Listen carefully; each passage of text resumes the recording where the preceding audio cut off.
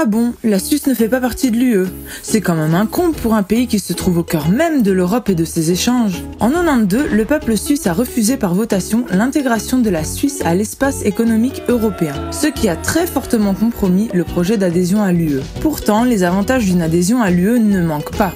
Tout d'abord, il y a l'argument économique. En effet, quand on regarde notre commerce, 50% de nos exportations sont destinées à l'UE, tandis que 75% de nos importations proviennent également de nos voisins européens.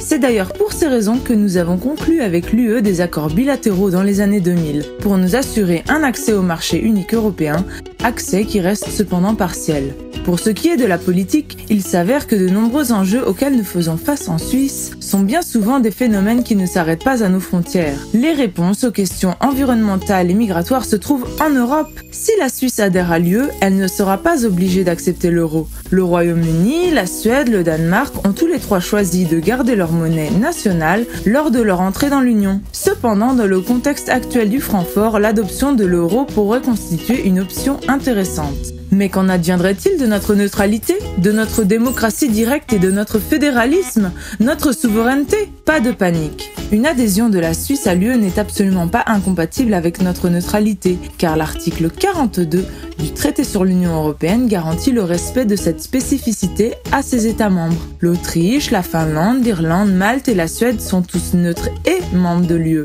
Et notre démocratie directe? Il existe au sein de l'UE des outils de démocratie directe semblables au référendum et initiative suisse. Il s'agit de l'initiative citoyenne européenne.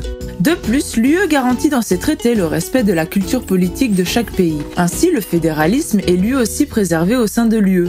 Les Länder allemands sont par exemple presque tout autant puissants que le gouvernement fédéral au sein de certaines institutions européennes. Tandis que beaucoup perçoivent une adhésion comme une perte de souveraineté et d'indépendance, la réalité en est tout autre. La situation actuelle de la Suisse est la suivante. Les accords qui règlent l'accès mutuel au marché sont fondés en règle générale sur le droit communautaire existant. Dans ces textes, la Suisse s'est engagée à édicter des normes équivalentes ou à reprendre le droit existant.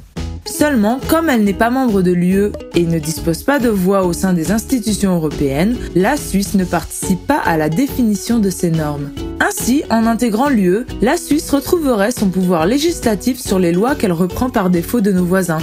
Et oui, l'adhésion reste la meilleure façon de tirer tous les avantages de l'UE sans compromettre notre indépendance.